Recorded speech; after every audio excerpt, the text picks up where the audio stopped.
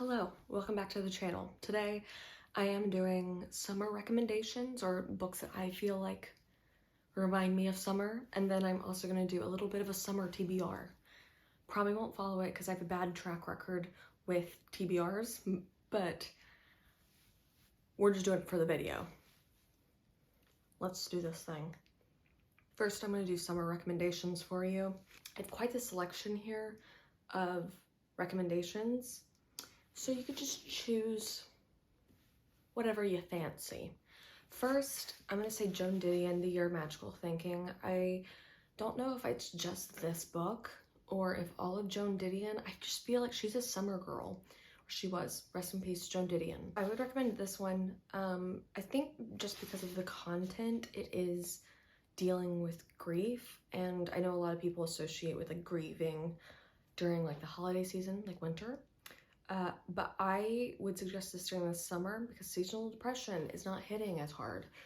So that's why I would choose this. This is Joan Didion's journey through losing her husband and grieving through the year until the anniversary, while also having her daughter Quintana hospitalized at the same time and close to death then. So it is very heavy, but there's just something about this that it is just calling summer out to me. Next, I have another nonfiction. I feel like in summer, for me, that's when I watch like all kinds of documentaries, get into like some niche topics and want to learn more. And so that's why I chose Cultish, The Language of Fanaticism by Amanda Montell. She is a linguist, and she's talking about the word cult or cultish or cultic and discussing many different types of cults, social media, and also fitness groups like SoulCycle and how they use cult techniques to bring people in. Also, this cover is one of my favorite covers of all time. It is so good. And the way that it's read, like you can read this on the beach. Like it is that kind of book. Next, I believe from here it's fiction. I think. We're just gonna go with it. Next is one of my all-time favorites. It's actually the beginning of a series. It's Black Sun by Rebecca Roanhorse. This is pre-Columbian period. I believe it is a fantasy. I know it's a fantasy. Told in different perspectives. I think 3 main perspectives. And a pirate is tasked with bringing special cargo over to a different part of this world, and it sets off many chain of events, while there's another perspective that is the special cargo and another perspective which is on the opposite side of thinking, and she is a priestess, I believe. I haven't read this in I think a year and a half, but it sticks with you. The world, the characters, there's a lot of representation dealing with disabilities, gender expression, sexuality. It is a very, very fantastic book, but there are some content warnings I would look into. I would do that with any of these just to be safe. Next, I read this year and it is such fun, I believe a summer read. It's The Change by Kirsten Miller. This is about 3 women. They're all middle-aged and discover these abilities within themselves, and they start solving crimes of murders that were happening to young women. And it's in a beach town. It's set in a beach town, and also it goes into conspiracy of wealthy neighborhoods. I highly recommend this book. Again, content warnings, but overall, this book was so fun. I loved the women, and it's not often nowadays, or even before, where it was women that were middle-aged as the main characters and got to explore romantic interest or changing career paths. And I think this is a really, really lovely read. Next, I don't know if it's because I read this in the summer or if it feels like a summer book to anyone else, but I have The Vanishing Half by Brit Bennett. This is about 2 twins that they can pass as white, but one decides to actually identify as a white person in the world, and one decides to identify as a black person in the world. And it goes on with their decisions to do so, leading to their children.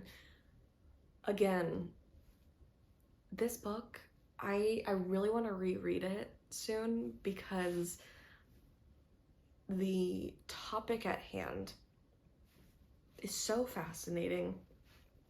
And, you know, dealing with sisters, with twins, and then also this other side of a family that unknowingly is there. I believe this is a summer book to me. I highly recommend this book. I believe everyone's read it, but if you haven't yet, go read this book. It is so good, and there is some fantastic representation in here as well. Next, I don't know if this identifies as nonfiction. I don't know, but it's a favorite book. It's Upstream.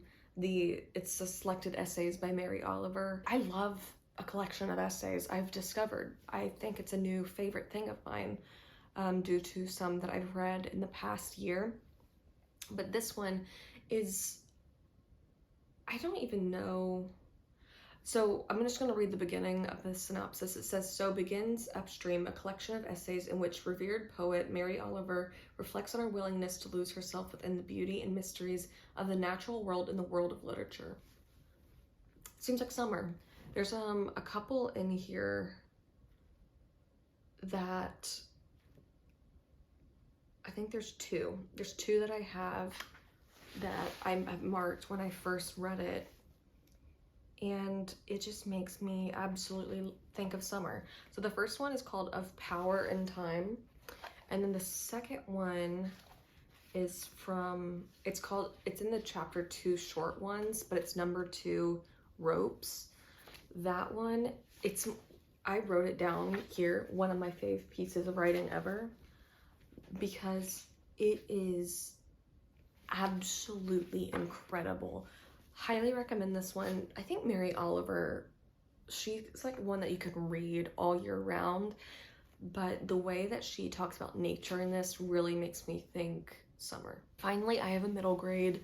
I think you're gonna know what it is because it's set in the summer for most of the books, and it's Percy Jackson and the Olympians. I just had The Lightning Thief up here because I'm not carrying all the books, but The Lightning Thief, it starts out with demigod Percy Jackson discovering that he's a demigod and discovering this other world involving mythological gods and creatures. This is maybe my favorite book series of all time. I've read this series 6 times, I believe.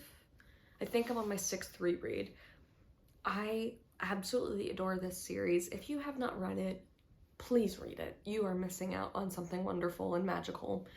And there's also a Disney Plus series coming out with this, and I could not be happier. So that's my recommendations. Those are also books that I have read. So the next books, I believe, also give a summer vibe, but I haven't read them, and I want to read them this summer. So let's get into it. First, I have The Female Persuasion by Meg Wolitzer. I don't honestly know what it's about. I've had this for a while. Obviously it deals with womanhood. Yeah, a lot of it's like about the women's movement, mentorship, female friendship, womanhood, and it looks like a summer book. You can tell how long I've had it due to the Barnes & Noble sticker that they no longer print out. Next, this also, I think most of them that I feel like are summer books is because of the covers. Like this one, The Odyssey by Laura Williams. Again, I don't know what it's about, except I think that the character works on a boat.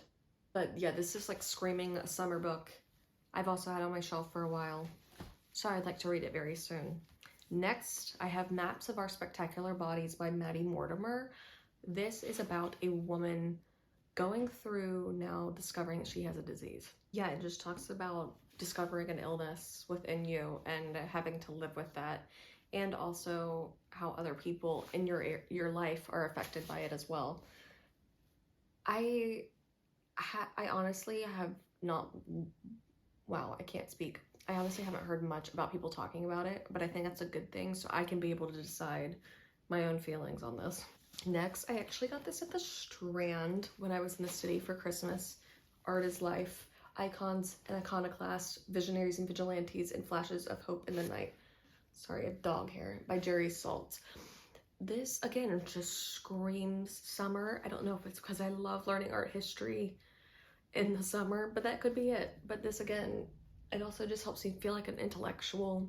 I know a lot of it talks about pre 9/11 artwork and post 9/11 artwork and the difference between the two. And this just seems like a very interesting book considering some of the classes I'm taking this year for school. Next, you had to have a romance in there. You have to. And this one I chose is Funny You Should Ask by Alessa Sussman.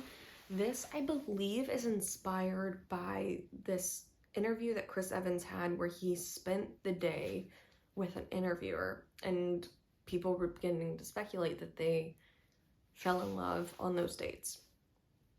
I believe it's inspired by that.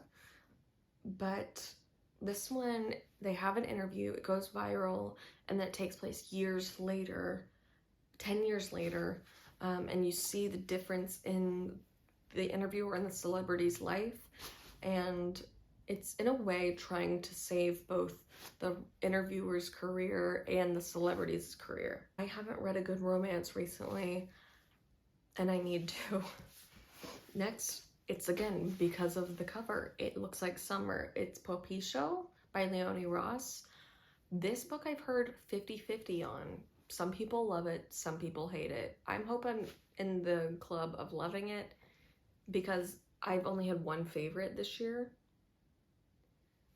So I'm hoping for some luck.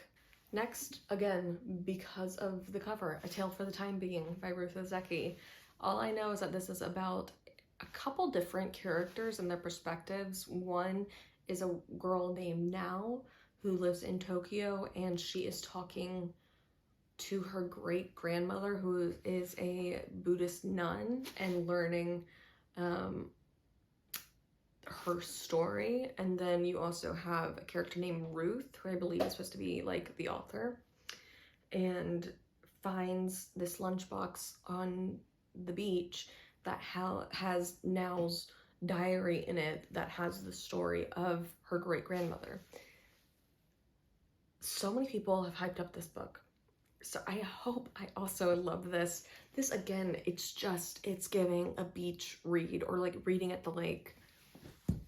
And I really need to do that so I can be outside and tan my white body. The final one. I think it's because I'm a New York girl. I have to read a book based in New York. If these aren't. I don't think they are. I don't know. But this is Happy Hour by Marlo Granados. I don't know. It is about, I believe, two women who go to New York City and they are just having a ball.